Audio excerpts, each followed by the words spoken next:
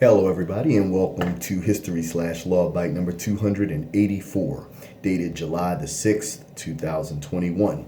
I'm Walter, your mobile historian and blue-collar scholar. Thank you so much for tuning in. This History/Law Bite is entitled Charles River Bridge versus Warren Bridge, 36 U.S. 420, 1837. Now, you've probably heard of this case referred to more informally as the Charles River Bridge case. And it was a very, very important landmark U.S. Supreme Court decision that addressed the issues of private property, the public interest, and monopolies. The Charles River Bridge case was one of the, if not the earliest landmark decision of the Taney Court era. And as my distinguished professor, Thomas Carney, from undergrad, in the course known as Great Trials in History, once stated with respect to Taney in the Charles River Bridge case, he asserted that this is the case that Taney should be known for, and not Dred Scott. And indeed, had Taney resigned from the court a month after this decision, he would have gone down as one of the greatest Chief Justices we ever had, based on this single decision, which has come to be praised, in the 184 years since it was handed down, okay? So we begin this landmark U.S. Supreme Court decision the way the Supreme Court begins each case. All rise. The Chief Justice and the Associate Justices of the Supreme Court of the United States. Oyez, oyez, oyez. All persons having business before the Honorable, the Supreme Court of the United States, are admonished to draw near and give their attention, for the court is now sitting. God save the United States and this honorable court. Please be seated. So let's dive into the facts of the Charles River Bridge case. Mr. Chief Justice, and may it please the court. So we're going to the Commonwealth of Massachusetts, going back in time to the year 1785, when the state legislature, known as the General Court, granted the Charles River Bridge Company a charter to build a bridge over the Charles River, okay? To connect the cities of Boston and Charlestown, Massachusetts. With that, the Charles River Bridge Company was vested within its charter the power to collect tolls, okay, for bridge passage for the next 40 years after the bridge was completed, okay? At the end of the 40-year period, the company would have to turn the bridge over to the state, okay? So this wouldn't likely have occurred, if everything had happened according to this original plan, until the year 1826, roughly 40 years after the bridge was completed, okay? In 1792, however, the General Court, the state legislature, extended the charter to 70 years from when the bridge opened, all right? So as Boston, aka Beantown, grew by leaps and bounds, needless to say, the Charles River Bridge also grew in importance, okay? And it became exceptionally profitable, all right? By 1827, from the date of its opening, all right, 41 years earlier, the Charles River Bridge had collected some $824,000 in tolls. That was a lot of bread back then. It's a lot now, but back then, wow. So, the public, in seeing how profitable the bridge had become, they began kicking and complaining about the tolls, okay? Especially since, the bridge had long exceeded its original capital with interest, okay? So, the public began demanding that, the proprietors of the Charles River Bridge, get rid of the tolls or at least lower them. But, they weren't about to do that, at least until they had made some sort of substantial profit, from, the endeavor. Okay, they were totally indifferent to public concerns, could not have cared less, and refused outright to abolish, lower tolls, either one, or improve services with respect to the bridge. Okay, so the people begin demanding that the state legislature charter another bridge, okay, as to rival the Charles River Bridge so that they can, have an alternative rather than having to pay the tolls to go over the Charles River Bridge. So in 1828, the legislature gave in to these demands and granted a charter to a new company that would be known as the Warren Bridge Company, okay? And they, too, would be given the authority to construct a bridge between the cities of Boston and Charlestown, Massachusetts. All right, the bridge would, of course, thus be known as the Warren Bridge. All right, and guess how close it was to be constructed to the Charles River Bridge? You got it, 275 yards. Okay, that's like not far at all. Okay, so like the Charles River Bridge, okay, the Warren Bridge, okay, was to be turned over to the state, once enough tolls had been collected to pay for the construction costs, okay? And after all that was done and said, then the bridge would be totally free to the public. All right, sounds good, doesn't it? Indeed it does. So with all that in mind, by virtue of the Warren Bridge eventually being free once all its costs were paid off, and given how close it would be to the Charles River Bridge, this would obviously take all of the customers from the Charles River Bridge, rendering the Charles River Bridge Company bankrupt. Yes, bankrupt. So, the Charles River Bridge Company desperately pleaded with the state legislature in Massachusetts, please, please, please, please, don't do this. So the General Court of Massachusetts responded to them by extending their toll collection period to 100 years, all right? Didn't give in to their demands not to grant the Warren Bridge Company a charter, okay? So in response to the state legislature giving the Warren Bridge charter out, the Charles River Bridge Company initiated a lawsuit in the Supreme Judicial Court of Massachusetts, which is that state's highest court, for the purposes of stopping the construction of the Warren Bridge, okay? The Supreme Judicial Court, however, split 2-2 on the matter, and the case was appealed to the Supreme Court of the United States. So this case was originally argued in 1831, while the Marshall Court was still in existence, with the petitioners contending that the Commonwealth of Massachusetts had violated the contract clause in Article 1, Section 10 of the Constitution that prohibits states from impairing the obligation of contracts. They argued that the state legislature had essentially granted them exclusive rights to build a bridge over the Charles River. But, ladies and gentlemen, no such language existed in their contract. They thought this was an implied declaration that they had been given exclusive rights. Implied. Wonder where they got that from. At any rate, all right, because the state legislature had chartered a bridge that would ultimately become free, they argued this impaired the obligation of that contract, allowing them to collect tolls, because the free bridge would obviously steal all their customers and they wouldn't be getting a penny after a while.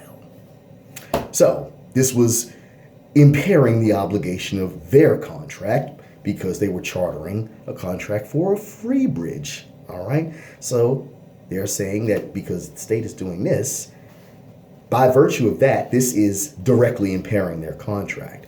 Good luck with that argument, because the state wasn't per se doing anything to stop them from collecting tolls. Moving on, all right? So after the case was submitted, the Supreme Court never quite got to make a decision, due to various things such as personnel changes, disagreements among the justices, justice absences, and, the court just kind of sat there for the next 6 years, collecting dust. All right, and, between 1831 and 1837, the Warren Bridge had long collected enough tolls to pay for its construction costs and was now free and flourishing, serving the people of Boston and Charlestown, wonderfully. All right, no complaints whatsoever. All right, and of course that poor Charles River Bridge, which, had lost all of its customers thanks to the Free Warren Bridge, was now closed. Oh well. So, we finally get back, to the Supreme Court of the United States, all right?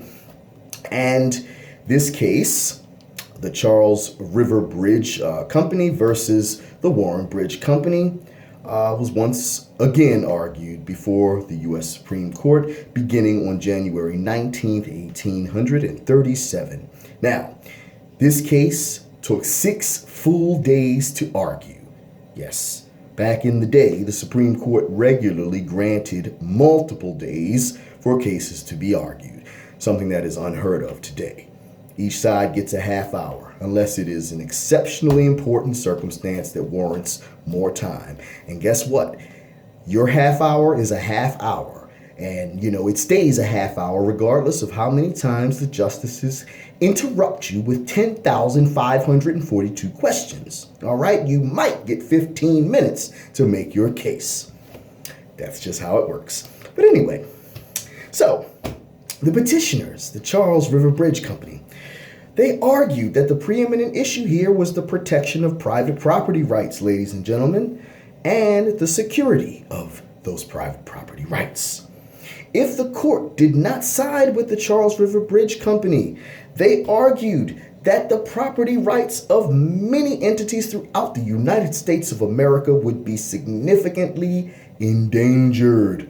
All right, this is a scare tactic. All right, the public, all right, because of that, would then have a free rein to persuade state legislatures to indirectly render private corporations into bankruptcy with rival entities, okay?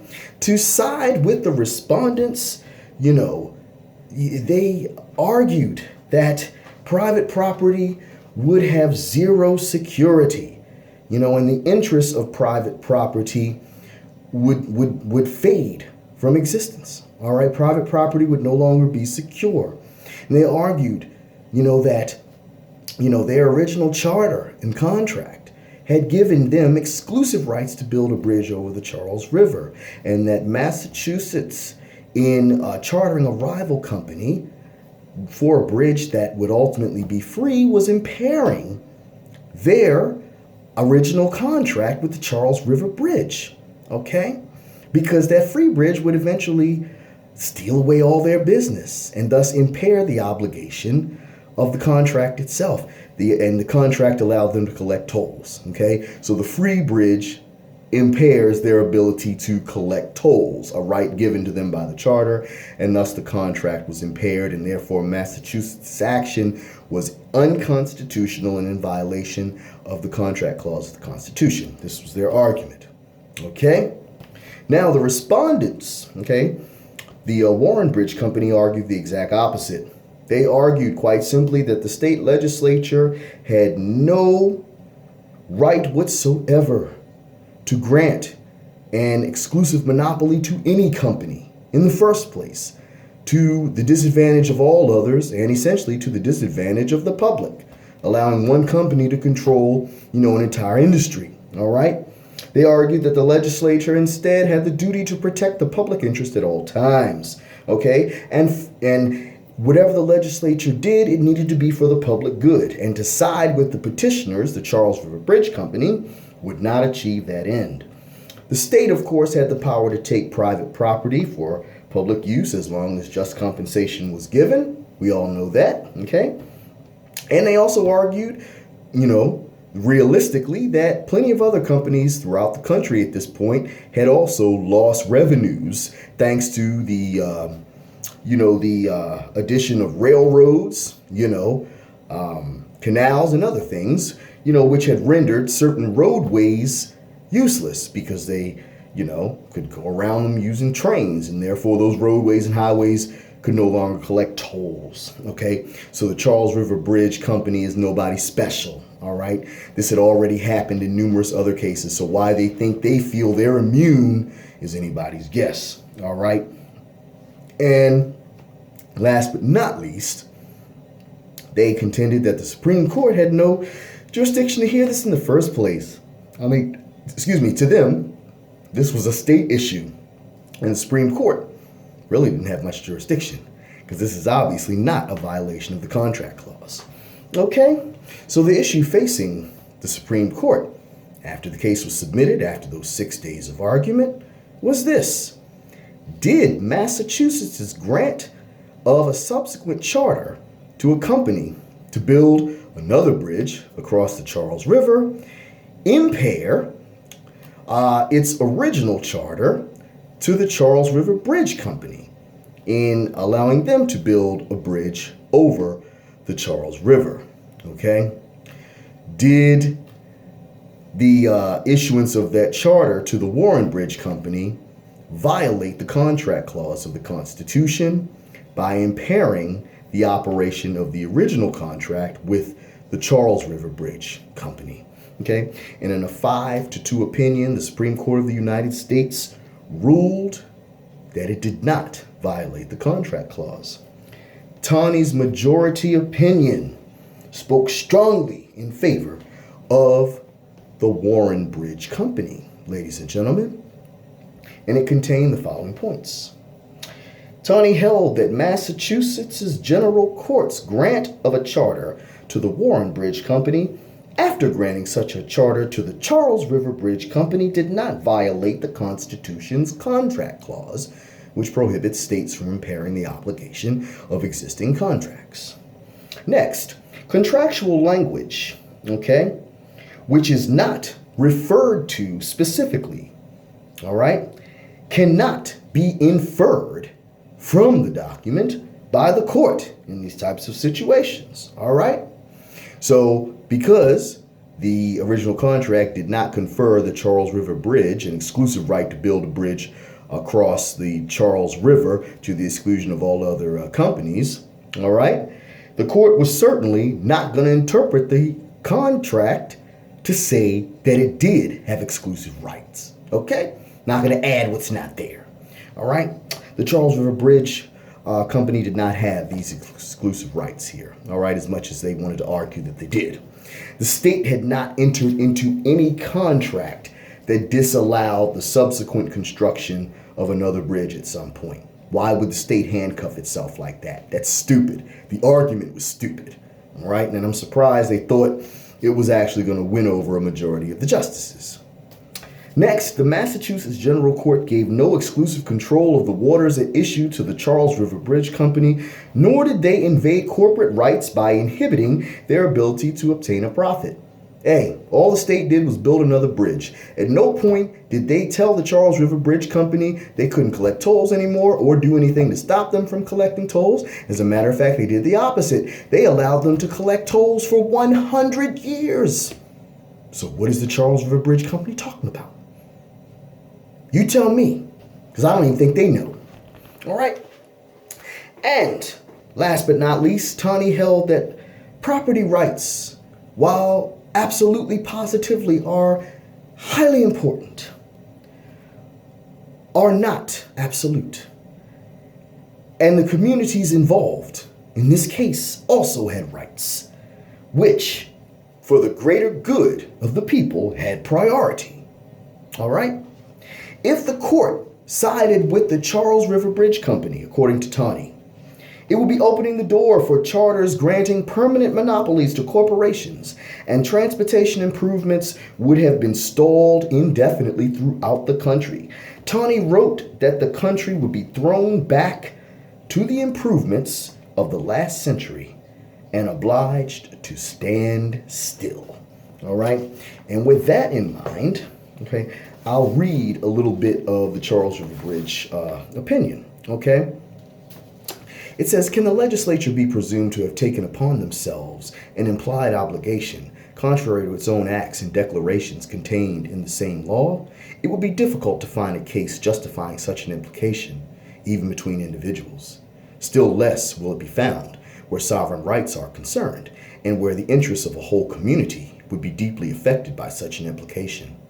It would indeed be a strong exertion of judicial power acting upon its own views of what justice required, and the parties ought to have done to raise by a sort of judicial coercion an implied contract and infer it from the very nature of the instrument in which the legislature appears to have taken pains to use words which disavow and repudiate any intention on the part of the state to make such a contract.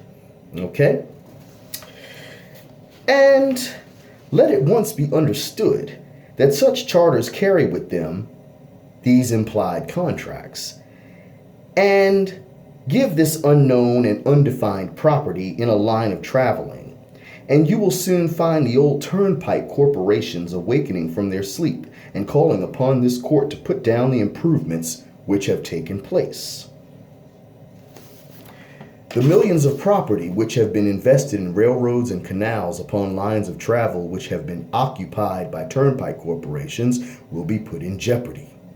We shall be thrown back to the improvements of the last century and obliged to stand still. Remember, we just read that. Until the claims of the old turnpike corporations shall be satisfied, and they shall consent to permit these states to avail themselves of the lights of modern science and to partake of the benefit of those improvements which are now adding to the wealth and prosperity and the convenience and comfort of every other part of the civilized world. Nor is this all. The court will find itself compelled to fix by some arbitrary rule the width of this new kind of property in a line of travel. For if such a right of property exists, we have no lights to guide us in marking out its extent, unless, indeed, we resort to the old feudal grants and to the exclusive rights of ferries by prescription between towns, and are prepared to decide that when a turnpike road from one town to another had been made, no railroad or canal between these two points could afterwards be established. This court is not prepared to sanction principles which must lead to such results. Okay, so Taney is throwing the Charles River Bridge's arguments in the trash with his majority opinion. All right, a dissenting opinion, all right, was filed by Justices Joseph Story, two dissents, Justices Joseph Story and Smith Thompson, who, as veteran members of the Marshall Court, absolutely believed in the sacredness of private property rights and contractual rights in general, and thus strongly disagreed with Taney's majority opinion, essentially blowing that out the water with respect to its emphasis on the public good here, all right, and the ability of other corporations to be able to exist in order to better serve the people, okay? So the holding of the court and its judgment affirmed the Supreme Judicial Court of Massachusetts. All right. So this case has a very powerful legacy, ladies and gentlemen. All right. Now, the Charles River Bridge case, of course, while it is now hailed as one of the Supreme Court's greatest decisions ever, one of its finest hours, that was not always the case. And for many years after it was handed down, the Charles River Bridge case was one of the most vilified Supreme Court decisions to ever be met, all right? And, you know, many prominent legal scholars of the day opposed it, as well as you would expect, business interests and, you know, the moneyed class of society, all right? You know, the Charles River Bridge case essentially gave a strong forward push to, you know, entities that were seeking to facilitate public improvements, all right, infrastructure and other types of internal improvements. But of course, with that comes the opposition. Like I said, business and property interests strongly despised this decision. They hated it, all right, because the decision more or less foreclosed on the ability of monopolies from controlling individual means of production or accesses without any competition, all right? And, you know, the Charles River Bridge case, while monopoly certainly would exist, the Charles River Bridge case certainly weakened the ability of states to even think about going down that road, even though few, if any, states would, attempt to do that.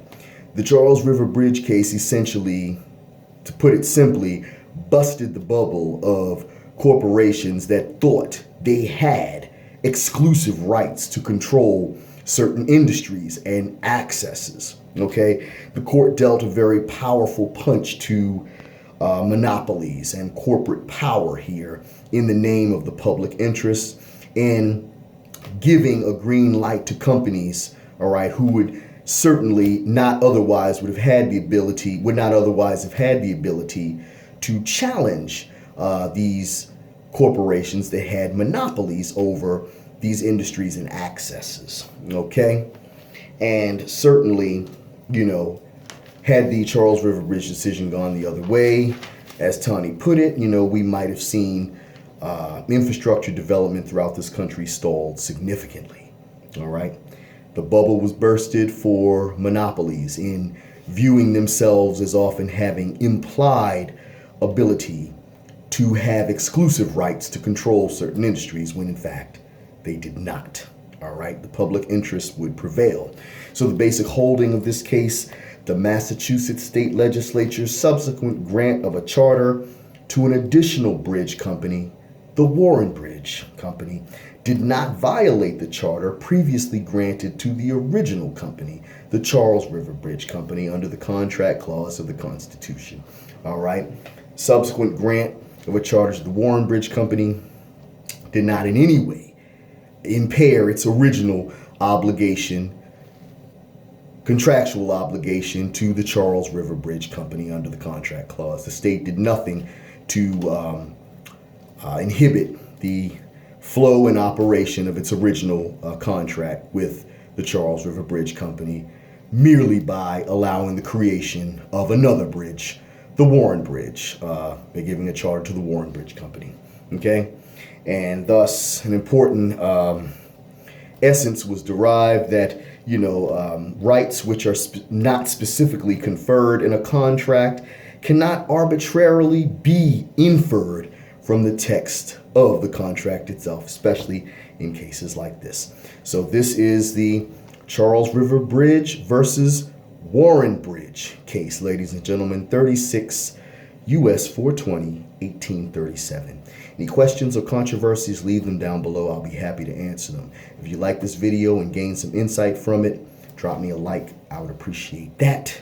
And if you have not subscribed to my YouTube channel, please do so now. Your support means more than you will ever know. Just hit that little red subscribe button and that little bell. All right? And we'll be in business. All right? So I thank you for listening. If you made it through all nearly 30 minutes of this, give yourself a pat on the back. You're a soldier, or you must really like case law just as much as I do. Okay? So I want you to take care, stay safe out there, and I'll talk to you at the next bite. Peace.